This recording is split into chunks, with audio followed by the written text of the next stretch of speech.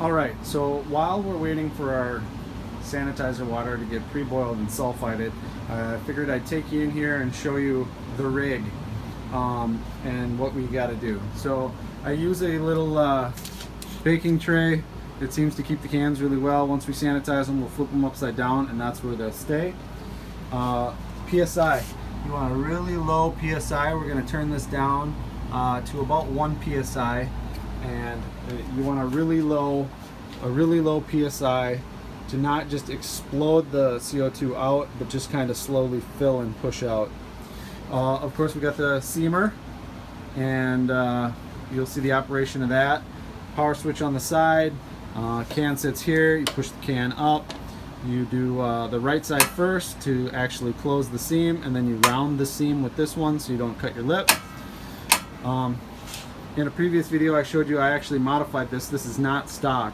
So I built a little shelf here, and I put in a T-fitting right here so my beer gun can sit.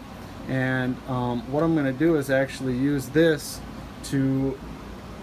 glass, which is the exact same size as a can, to get my flow and see how my flow and my fill is going. You want a nice little 1/4 inch to 1/2 inch head, and you want it to come up and float this lid that's going to sit on top here. And the lid actually sits on top of here perfectly as well, so I can use this as a visual indicator. And I can do this as a one-handed operation as well.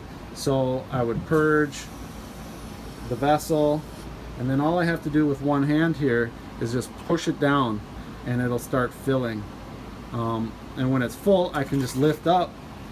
I can't with the camera right now, but just grab it with the other hand and place it right on the seamer here and get it seamed, all the while having another can ready to go. It seems to work really well, and I changed over from the last straw from Northern Brewer to the beer gun. Just a little bit smaller form factor, and I feel it does the same thing. So we'll take you back here once everything is ready and we're ready to can, and we'll go from there.